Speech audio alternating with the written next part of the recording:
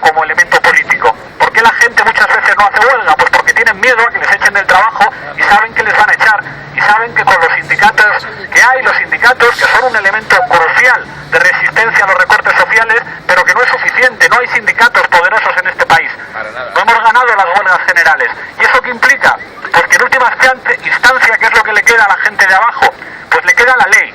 Y le queda eso de irse a un colegio electoral y dejar un papelito dentro de una urna. ¿Y eso es suficiente? ¿Eso basta? ¿Eso va a solucionar todos los problemas? No, pero a veces eso sirve para meter un susto a algunos, sobre todo en momentos de debilidad como estos. Hay gente que cuando ve a los mineros protestar dice, claro, es que los mineros tienen más narices que el resto de la gente. Y los mineros tienen muchas narices, pero sobre todo tienen una comunidad que les apoya, tienen sindicatos fuertes, tienen empleos con unas condiciones que les permiten sentar en la mesa de negociación a sus patronos. Y es por eso por los que pueden llevar a cabo movilizaciones y formas de acción colectiva muy contundentes, porque tienen el poder suficiente para hacerlo. Pero es que son más valientes los mineros que los teleoperadores, son más valientes los mineros que quien sirve copas sin contrato un fin de semana, son más valientes los mineros que un telepizzero que va en una moto que funciona mal y que muchas veces no tiene contrato. No es un problema de valor, es un problema de lo que tienes a tu alrededor. Y eso es lo que hace que a veces plantearse lo que significa el poder de las instituciones sea muy importante.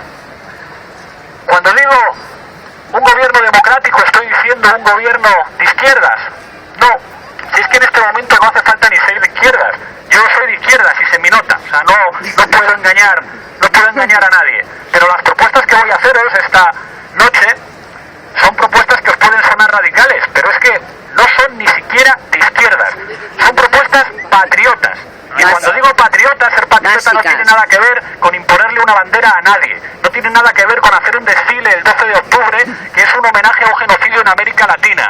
No tiene nada que ver con celebrar las victorias deportivas de multimillonarios que no tienen más patria que su dinero y que muchas veces defraudan Hacienda. Ser patriota es defender el derecho a decidir sobre todas las cosas y defender los servicios públicos. Y lo que os propongo esta noche que discutamos de qué es lo que debería hacer un gobierno son medidas que cualquier patriota, independientemente de cuál sea su nación, se sienta español, se sienta catalán, se sienta vasco, se sienta gallego, debería asumir como algo que es importante de la COE. Dice que hay que cobrar menos que el salario mínimo, no es un país decente. Hablamos de patriotismo, de decencia, de democracia. No necesitamos hablar de más, no necesitamos hablar de comunismo, de socialismo, de socialización de los medios de producción. Basta con hablar de sentido común, y eso hoy suena muy radical. Cada vez que dices eso en un medio de comunicación te dicen Cuba, te dicen ETA, te dicen ETA, te dicen guerra civil, cada vez que hablas de cosas que son de puro sentido común. Sí, ¿Qué es lo que han hecho los últimos gobiernos?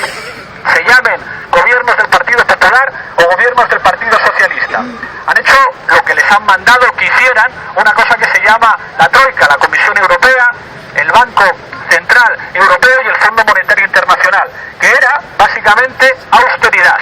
Hay que ser austeros para salir de la crisis, hay que aplicar recortes. ¿Y qué es lo que han hecho? Reducir los salarios de los trabajadores públicos y favorecer las condiciones para que se reduzcan todos los salarios.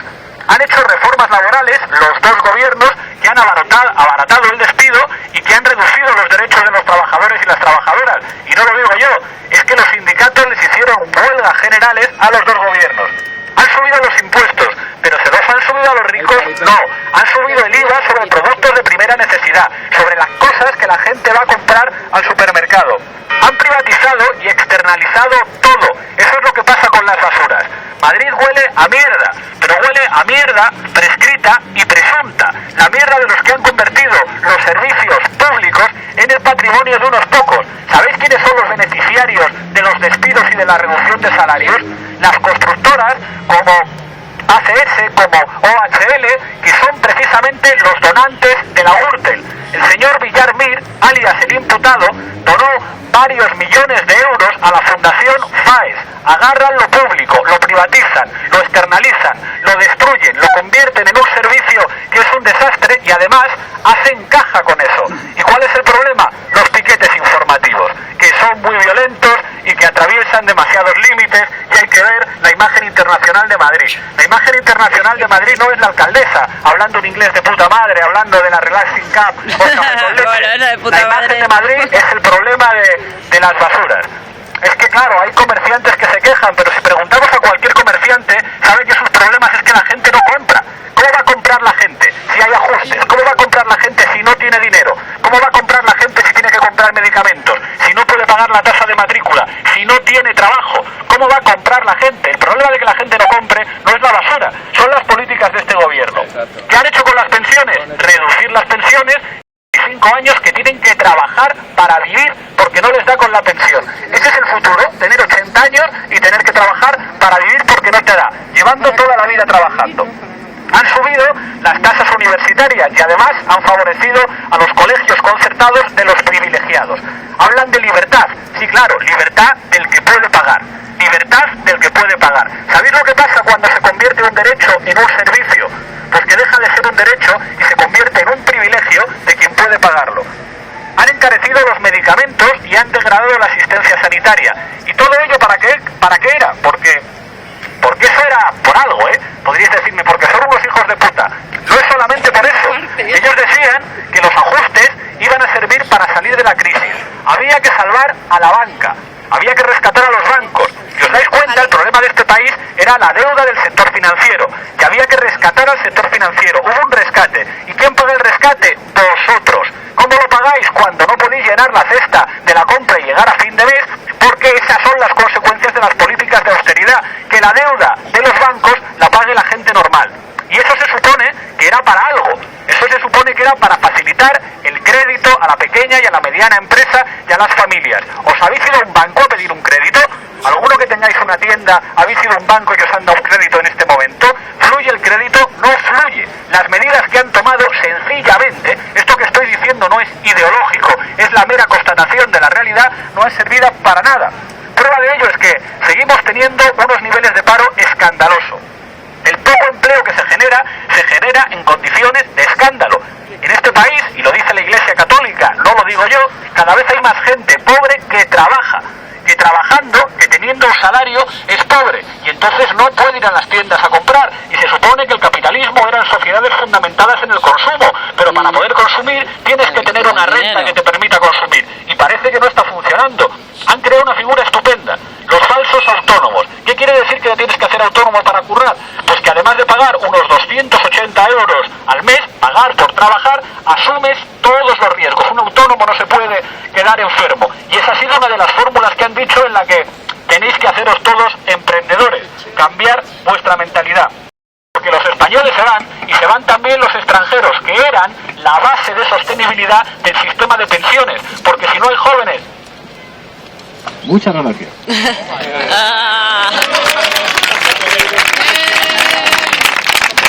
Ahora ya no tengo que usar el tono de meeting.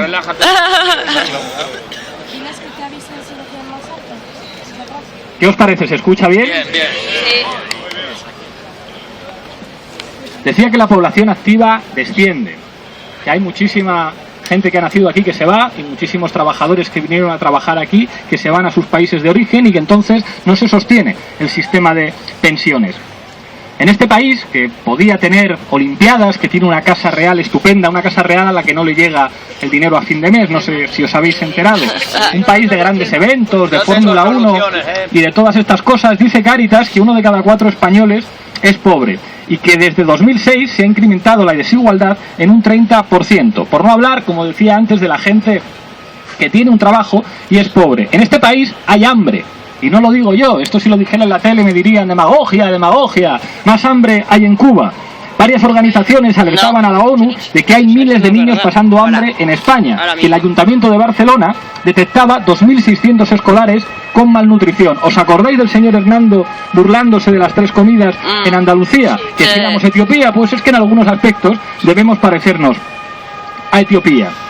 El gobierno además ha reducido la ayuda a los más débiles, que es una cosa muy razonable en tiempos de crisis. Hay más de 2 millones de parados apuntados, por no hablar de los que no se apuntan, que no reciben absolutamente ninguna prestación.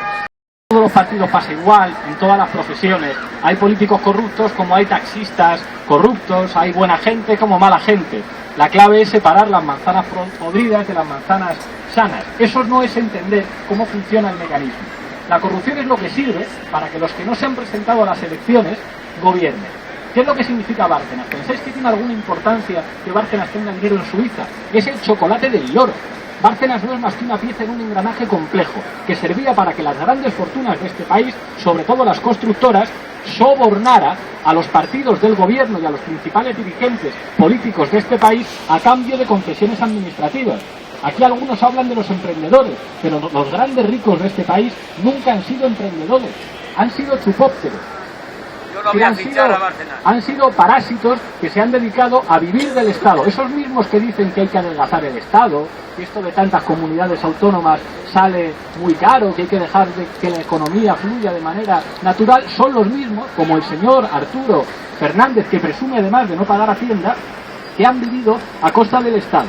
¿Dónde está Felipe González? ¿Dónde está José María Aznar? En consejos de administración de grandes empresas. Felipe González es abogado laboralista.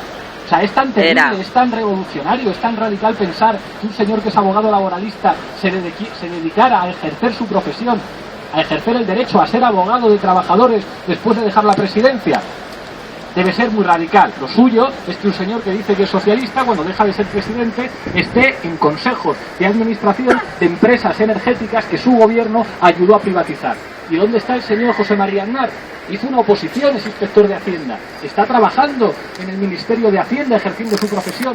No, está en consejos de administración de empresas a las que favoreció desde su posición de gobierno. Esa es la corrupción estructural, es un mecanismo a través del cual los ricos sobornan sistemáticamente a los representantes públicos. ¿Cuál es el problema de la Gürtel en última instancia? Seguramente habéis escuchado a Esperanza Aguirre diciendo: no, yo fui la primera que alerté, pero sin vergüenza. Nadie como la Comunidad de Madrid ha firmado tantos contratos fraudulentos con las empresas que sistemáticamente hacían donaciones al partido a cambio de qué. O sea, uno no monta una gran empresa para hacer filantropía, para ayudar a la gente, sino para ganar dinero.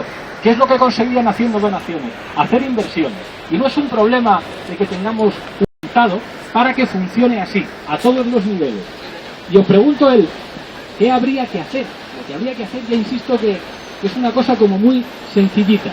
Lo primero, si el problema de este país, como de tantos países del sur de Europa, es la deuda, y esa deuda tiene que ver con el comportamiento mafioso, con el comportamiento criminal de las entidades financieras, habrá que hacer una auditoría pública de la deuda. Todas las religiones, la cristiana, la islámica, dicen que las deudas ilegítimas no se pagan. Pues muy bien, tiene que haber una comisión de expertos, de gente que venga de la universidad, que sepan de economía, que hagan una auditoría y establezcan que seguramente una parte fundamental de la deuda es ilegítima y las deudas ilegítimas no se pagan, y que por delante de los intereses de los tenedores de deuda, que son señores con mucho dinero, que forman parte de los poderes financieros, están los derechos de las familias a ejercer una vida normal, a tener una sanidad decente, a poder llevar a los críos a la escuela, a poder utilizar el transporte público, a poder tener un salario digno. Y para decir esto no hace falta ser rojo ni ser de izquierda, basta con ser patriota, basta decir: mire usted, entre los intereses de la gente que está en la calle y los intereses de los tenedores de deuda que se dedican a especular con ello, entiéndame, yo gobierno en un país y respondo ante la gente que me ha votado, no respondo ante ustedes, que por otra parte me parecen unos criminales, porque han sido las actitudes de ustedes las que han venido a este desastre. Ustedes dicen que la gente ha vivido por encima de sus posibilidades, pero hipotecarse para tener una vivienda no es vivir por encima de tus posibilidades. No lo es, no lo es. Tener que pagar tasas universitarias no es vivir por encima de tus posibilidades. Uno no puede pensar que le van a echar del trabajo cuando compra una vivienda para vivir, cuando en este país además no se favorecía el alquiler, se facilitaba, se promovía que la gente pudiera alquilar. La segunda medida, hay que tomar el control de la política monetaria. Si somos demócratas, no podemos ceder el principal instrumento de la política económica a un órgano que no controla a nadie, que se llama Banco Central Europeo. Alguien dirá: es que formamos parte de un club. Pues te vas al club tú con tus amigos, pero es que en mi país no puede formar parte de un club que está contra los intereses de mi país. Y si ese club implica tomar decisiones que llevan a la miseria a la mayor parte de la gente, pues nos tendrán ustedes que echar del club y tomaremos el control de la política monetaria, y eso implicará una devaluación que nos permita ser competitivos en el mercado exterior. ¿Esto es ser revolucionario? No, esto es simplemente defender un país. ¿Esto quién lo ha hecho? Los rojos, mentira. Esto lo han hecho países de un montón de signos políticos, lo hicieron los rusos, que no me causa ninguna simpatía. Lo hizo el gobierno patriótico de Ecuador y lo hizo el gobierno patriótico de Argentina. No era una cuestión ideológica, era defender sus intereses como país. Digo yo que si tenemos que facilitar el crédito a la pequeña y a la gran, y a la pequeña y a la mediana empresa, pues hombre, al servicio del desarrollo social de nuestro país, que se tiene que convertir inmediatamente en derechos sociales y en bienestar. Ya que nos hemos gastado tanto dinero, pues vamos a tomar el control de eso. Habrá que cambiar el Código Penal. Aquí se habla mucho de la doctrina Parot, pero los verdaderos peligros para todos nosotros son estos señores que, si de repente se planteara una recuperación de la soberanía, se llevarían todos los dineros que ha producido la gente trabajando a paraísos fiscales. Pues cambiamos el Código Penal, y a lo mejor hay que ponerles las esposas, hay que sentarles en un tribunal y hay que llevarles a la cárcel, porque llevarse la riqueza del país es lo que implica que mucha gente tenga que morir antes en los hospitales. Es que llevarse la riqueza del país es lo que implica que mucha gente no tenga trabajo. Es lo que implica que haya mendicidad por las calles. Es lo que implica que la gente se tenga que poner en huelga. Así que si usted quiere sacar la riqueza de este país para llevarla a paraísos fiscales, usted va a estar cometiendo un delito y vamos a actuar contra usted. Habría también que ampliar la titularidad pública de ciertas, digamos, industrias estratégicas. ¿Qué es esto de que los transportes puedan ser privados y externalizados? ¿Qué es esto de que la energía, que es lo que os puede mantener calientes en vuestras casas, vaya a ser una cosa privada?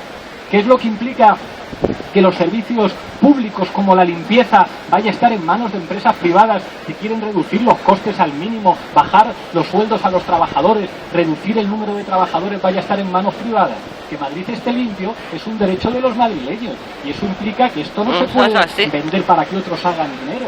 Es que los derechos están por encima de la posibilidad de lucro personal de las empresas privadas que han acabado con todo. Habría que reindustrializar el país, porque en este país nos han dicho que es mejor, chicos, que no estudiéis y que no os forméis, que aquí lo que aspiramos a ser es un lugar para que vengan a veranear los alemanes a la Costa del Sol, y les ofrecemos sol y playa, prostitución, Eurovegas en la que se va a poder fumar y se va a poder hacer cualquier cosa. Pues no, yo no quiero un país así, y no hace falta ser de izquierdas para decirlo, basta con ser patriota. Yo quiero un país que apueste por las energías renovables, que eso se puede hacer perfectamente desde mecanismos estatales. Yo quiero un país con una industria suficiente que no provoque lo que está ocurriendo ahora, que los alemanes han diseñado una Europa que en términos de productividad sitúa a todos los países de la periferia en una situación de absoluta dependencia, y un patriota no permite que su país sea dependiente de los intereses de los bancos alemanes.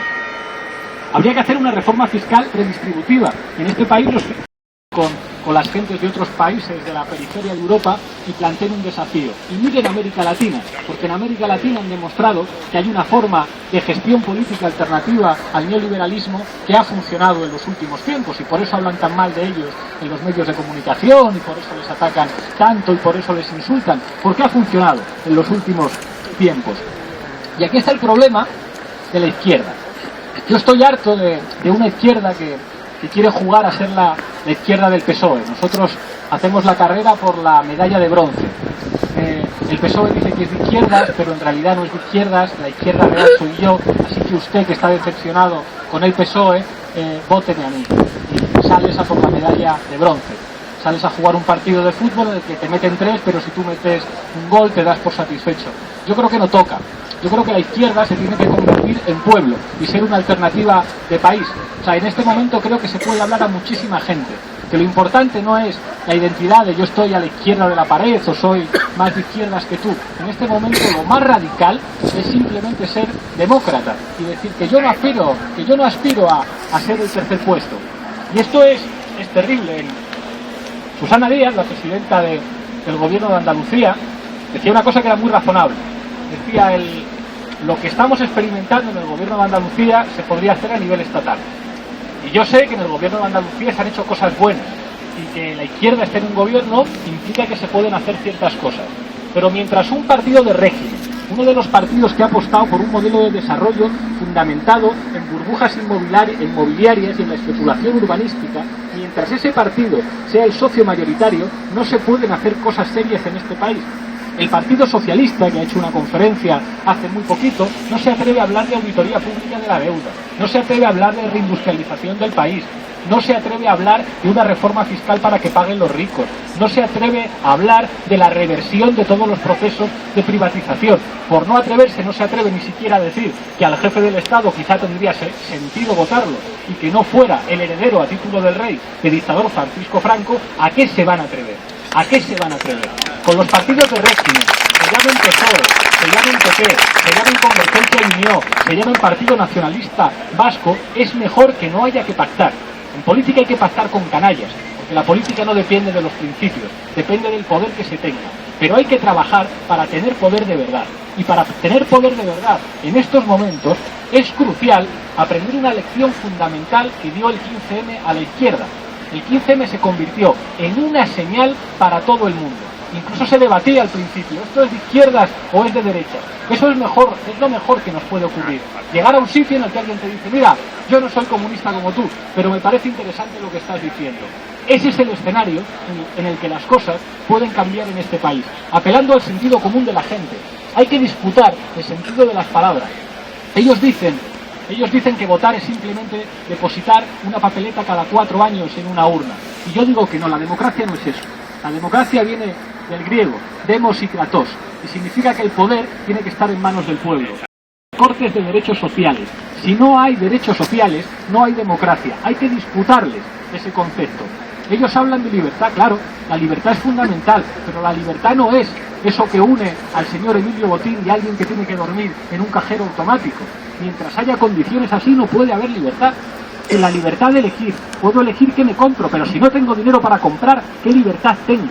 Si la libertad es la libertad de consumir, ¿de qué libertad hablamos cuando un cuarto de las personas en este país son pobres?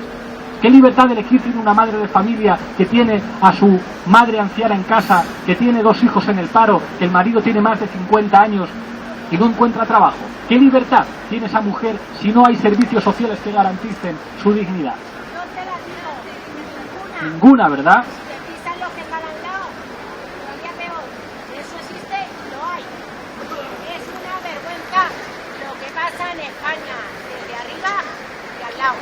Pues eso es lo que tenemos que disputar, compañeros.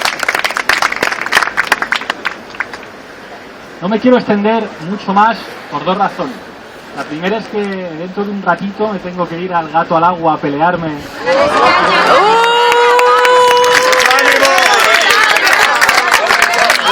Solo tengo un casco de la moto, no te puedo llevar. Tengo yo ganas de coger alguno. Hay mucha gente que bueno, yo los cojo, sí. ¿Por qué vas a estos programas que son circo, en los que solo habla gente de derechas? Sí. Pues porque la gente no milita en los partidos, la gente milita en los medios de comunicación. Cuando tú vas por la calle y ves a una persona con un periódico, si le ves con La Razón, ya sabes lo que piensa. Si le ves con ABC, ya sabes lo que piensa del rey. Si le ves con El Mundo, ya sabes lo que piensa. La gente milita en el partido La SER, la gente milita en el partido La COPE, la gente milita en el partido Intereconomía. Y así es como forma sus opiniones. Esa es la clave de producción ideológica. Por eso, en la medida en que nos dejen, hay que estar ahí. A mí, lo más bonito que me han dicho, como resultado del trabajo en La Tuerca y yendo a los medios grandes, es: lo que vosotros hacéis es munición, es una caja de herramientas. Con lo que yo escucho, que habláis vosotros, puedo discutir en mi centro de trabajo, puedo discutir en el bar, puedo discutir por la calle. Tengo argumentos para enfrentarme a todos aquellos que repiten como papagayos lo que dice Maruenda, lo que dice Alfonso Rojo, lo que dice Carmen Tomás. Por eso es fundamental ir ahí. Y no es fácil, pero más difícil es, como os decía antes, teneros que levantar a las 5 de la mañana para buscar trabajo, o hacer una huelga de hambre para que se te escuche, o simplemente padecer en silencio las consecuencias de la insolidaridad que genera la crisis. Porque el miedo como operador político lo que genera es insolidaridad. Hay un argumento muy ingenuo que dice: es que somos imbéciles, nos están machacando y no hacemos nada. Pero ¿cómo va a hacer cosas la gente? ¿Cómo va a hacer cosas con el miedo que haya? Si el motor principal del cambio social en los últimos 150 años ha sido el miedo de los ricos. El miedo de los ricos. El miedo de los ricos es lo que ha provocado que hubiera jornada laboral de 8 horas. El miedo de los ricos es lo que ha permitido que la gente se pudiera asociar en el centro de trabajo en un sindicato. El miedo de los ricos es lo que ha permitido que hijos de trabajadores pudieran ir a centros universitarios. El miedo de los ricos en escucharles es que basta escucharlos. ¿Qué dice Botín? Que la situación es cojonuda. Es lo que están diciendo todos estos, que fluye el dinero en España. A ellos no les afectan los recortes. O sea, ¿no os parece una vergüenza que los que han decidido bajar las pensiones sean todos titulares de planes de pensiones privados? Pero luego, claro, quien enseña una zapatilla a Rodrigo Rato como ayer es un terrorista, ¿verdad? Sí. Es un maleducado, degrada la democracia española. El señor Rato, que fue ministro de Economía de este país, que fue director, gerente del Fondo Monetario Internacional, presidente de Bankia y ahora consejero delegado de Telefónica. Telefónica, por cierto, es la mayor propietaria española del país, por eso le hacen la pelota los periodistas del país a Rodrigo Rato. Pero claro, enseñarle una zapatilla a ese señor en una comisión parlamentaria es dejarle, es degradar las instituciones democráticas. No es degradación que haya 6 millones de parados. No es vejatorio no poder pagar las tasas universitarias. No es algo que deja a alguien ir a una farmacia a comprarte los medicamentos y no tener dinero para pagar el medicamento que te ha recetado el médico. Hay que perder de una maldita vez la corrección política. Los ricos, los poderosos, solamente entienden un lenguaje. Es el lenguaje del miedo. Eso no supone amenazar a nadie, supone extender la decencia. ¿Sabéis por qué en este momento nadie se atreve a tener un comportamiento machista aquí? Porque recibiría una sanción moral inmediatamente. Pues eso es lo que hay que conseguir con los ricos. Es una vergüenza que los barrios ricos la huelga de limpieza no se note, porque obligan a limpiarlos. Es una vergüenza que los señores que deciden los recortes estén en esa minoría, el 0,6% de la población que tiene más de 6.000 euros mensuales de renta familiar, y esos son los que deciden los recortes. ¿A ellos qué más les da? Si llevan a sus hijos a colegios privados. ¿Qué más les da si tienen seguros médicos privados? ¿A ellos qué les importa si tienen planes de pensiones privados? Si son propietarios de suficientes viviendas para no tener que trabajar en la vida. Ese es el problema. Pero ¿eso cómo se cambia? No hace falta ser de izquierda, no hace falta ser comunista, basta ser demócrata y patriota. La segunda razón por la que no quiero extenderme más es que a mí ya me tenéis bastante visto y sería estupendo contestar a vuestras preguntas. Un placer estar aquí. Muchísimas gracias.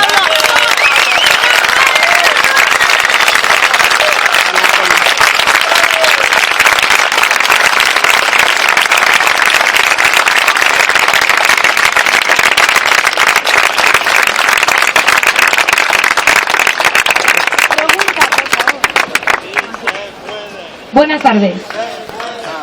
Sí, se puede.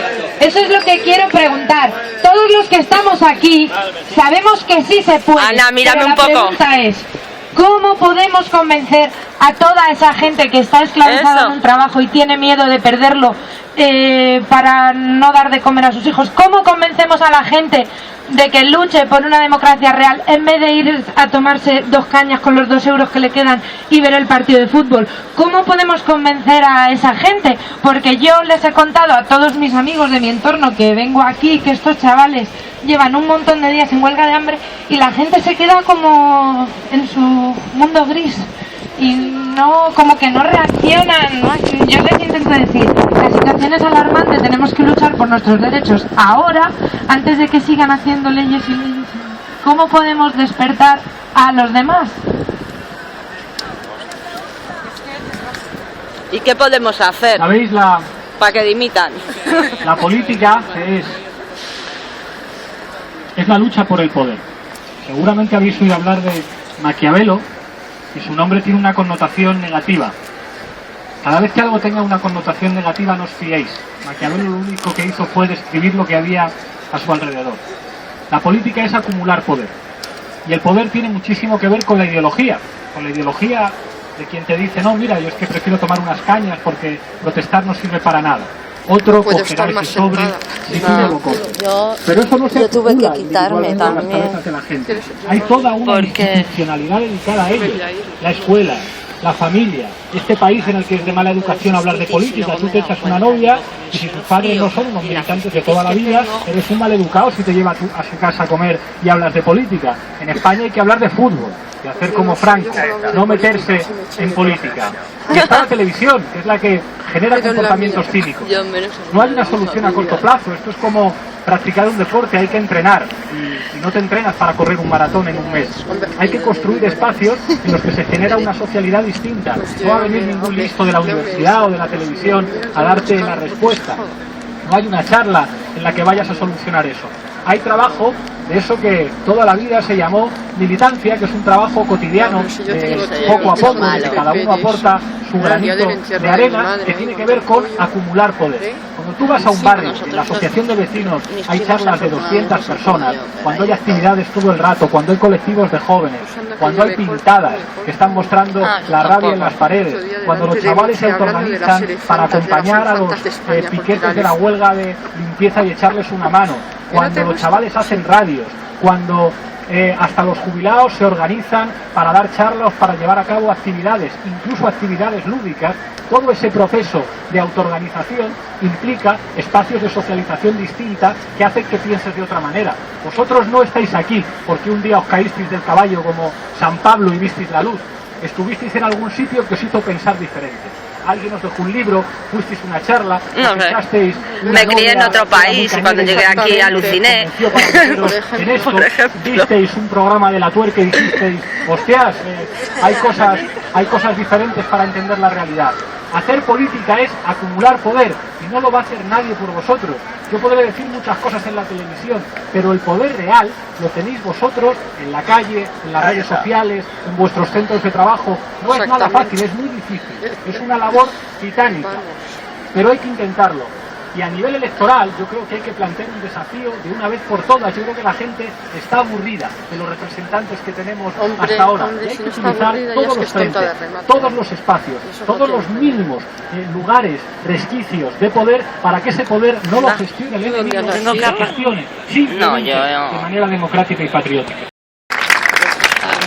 A ver, desde la huelga de hambre se ha lanzado un mensaje que ha sido que tenemos que unirnos todos, que yo solo no puedo, pero con amigas sí, ¿no?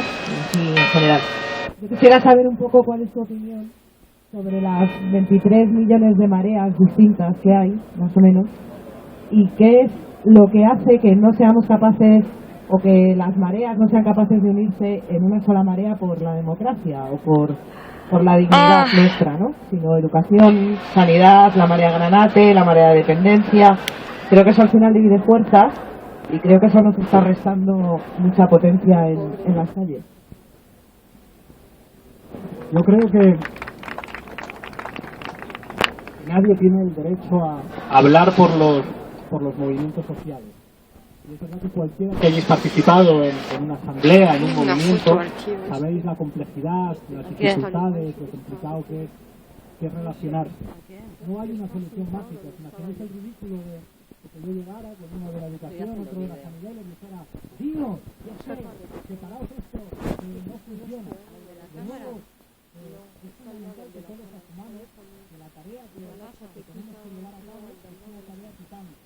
Implica estudiar, implica aprender de los errores, implica hacerse bien inteligente a la hora de utilizar los instrumentos de la política, implica diseñar estrategias, diseñar tácticas y sobre todo acumular poder, llevar con claves de comunicación, ser capaces de colarse en los medios, hacer las charlas de tal manera que funcionan mejor que de otras, lograr utilizar, porque esto es la política, una serie de claves. Que si necesitamos saber o una cara, mira, estaba ahí. Pero yo creo que ya no estamos en la fase de demostrar que somos muchos en la calle. Hemos demostrado muchas veces que somos muchos en la calle.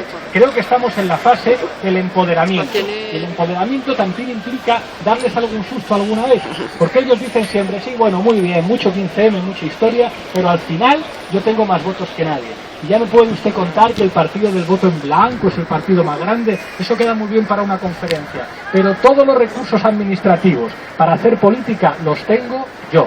Los ministerios, los policías, los inspectores de trabajo, los inspectores de Hacienda, todo eso los tengo yo, los ayuntamientos que recalifican, las comunidades autónomas que externalizan y conceden contratos públicos a tramas de la Gürtel. Hay que quitarles de ahí, y no porque ese poder sea definitivo, sino porque a los pobres, a los de abajo, cuando tienen poco poder, el único poder que les queda es el de la ley.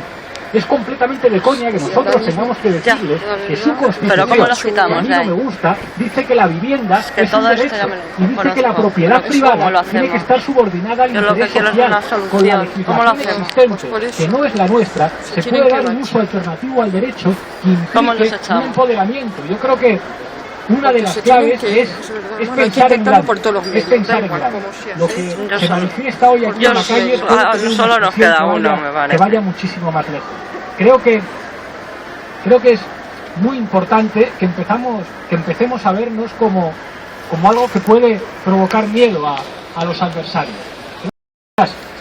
Hay gente en la Puerta del Sol, que todo eso puede tener una traducción política, pero traducir eso políticamente, insisto, no depende de líderes iluminados que os vengan a contar cómo son las cosas, depende de que a vuestro alrededor vayáis haciendo que ese ejército invisible que está en la sombra, si es que yo lo noto, cuando voy a los platós de televisión se me acerca un cámara y me dice, dales caña a esos hijos de puta, te lo dicen al oído, porque no les pueden oír, te dicen, yo te escucho en el trabajo cuando no me ve el jefe, este artículo se lo he pasado a no sé quién, pero no me pueden ver porque me pueden echar. Hay un ejército en la sombra y un montón de gente que está buscando elementos para rebelarse. Se trata de articular todo eso y enseñar los dientes. Ay, ¿cómo se llama la que sale en la 4 que es tan mala? La Carmen no sé qué, la periodista esa de derecha que es tan mala, Carmen no sé qué. Yo quería preguntar porque una que sale con él, se ve que en la 4 siempre andan, o personas de Mareas han estado intentando negociar con sindicatos, con la llamada cumbre social. Muchas asambleas de 15M continúan diciendo que son partidistas y que no quieren tratar con los sindicatos, y esto está generando bastante desunión y bastantes dificultades que se están materializando en convocatorias como la próxima del 23N. Y quería saber qué opinas de este panorama. Creo que uno de los mayores problemas de los movimientos sociales, que es un problema por desgracia heredado de la izquierda, que explica muy bien una película que se llama La vida de Brian, sí. El Frente Popular de Judea, el Frente Judaico muy bueno. Popular, es empezar discutiendo de lo importante y terminar discutiendo de nosotros mismos. Pues mira, la primera vez que la vi fue en cine por aquí hace muchos años, cuando la estrenaron. No hay que pactar con los sindicatos. Yo creo que no hay recetas universales. Insisto en que la política no tiene que ver con los principios. Tú te puedes levantar por la mañana, mirarte al espejo y decir, soy marxista-leninista, más anticapitalista que nadie, creo en la socialización de los medios de producción, eso de nacionalizar la banca es una medida reformista.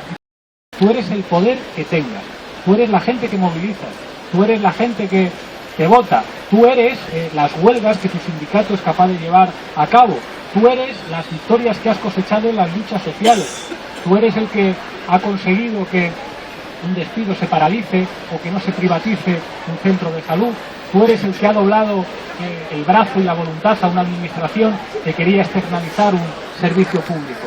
Eso es lo que eres. Lo que uno se dice a sí mismo, lo de los principios, lo de no, yo es que considero que habría que construir una sociedad en la que todos fuéramos hermanos y todos fuéramos felices, eso está muy bien y es muy noble, pero en política, cuando te tienes que enfrentar a enemigos sin alma, que no tienen escrúpulos y que están armados hasta los dientes, tú eres lo que puedes poner encima de la mesa. La clave de la huelga de limpieza no es que los huelguistas tengan razón, que tienen más razón que un santo, es que la ganen. Y para ganar la huelga, porque una huelga es una guerra, necesitan fuerza, organización, redes de solidaridad, apoyo mutuo, que los piquetes puedan funcionar, que los abogados se dediquen a proteger y a defender a todos aquellos que sean acusados de sabotaje. Es una guerra. En las guerras cuenta el resultado, no cuentan las razones de los que perdieron. Eso deberíamos saberlo en este país. En este país perdieron una guerra los buenos. Si de que perdieran una guerra los buenos, tenemos muchas de las cosas de las que hay aquí. Los apellidos de las grandes familias propietarias de este país no han cambiado. El antiguo cacique se convirtió en banquero, y esa es la historia de este país. Y la guerra civil, en última instancia, fue un proyecto de clase de los grandes propietarios agrarios aliados con los sectores más poderosos de la Iglesia.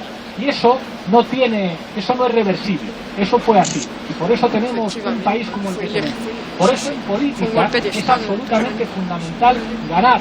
Y desconozco las contradicciones que hay entre las mareas que pactan, que hablan en nombre de, pero es crucial que nos quitemos de la cabeza hablar de estas cosas en asambleas públicas. Hay cosas que evidentemente se tienen que resolver, pero que no pueden ser un debate cuando estamos hablando con gente que está hasta las narices. Las asambleas tienen que ser una oportunidad de hablar en positivo, no el lugar en el que limpiar los trapos sucios. Y creo que hay que aprovechar una oportunidad como esta para que la gente os vayáis a casa con una conciencia de que ese empoderamiento es posible.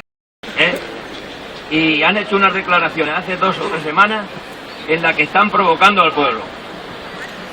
Han dicho que en el año 2020 habrá de 7 o 8 millones de pobres en España y que los ricos serán aún bastante más ricos y que seguirán con las mismas políticas de austeridad y de recorte.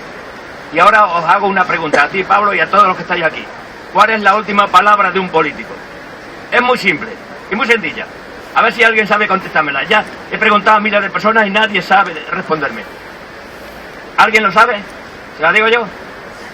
Dicen, es que el pueblo nos ha votado. Es de justificación, se justifican con eso. Así de simple. Y no digo más. Tengo muchas cosas y tengo muchas soluciones para muchas cosas. Para la seguridad social y para todo. Hay soluciones. Las tengo yo, Y tengo una democracia real escrita. Entre todo, no las tienes tú. Tenemos todo, entre todo. Limpia, clara y ejemplarizante a los ojos del mundo. La tengo escrita, con un programa electoral escrito también, referente a eso. No me la va a coger nadie porque no les interesa a nadie. Y si quieres luego hablamos.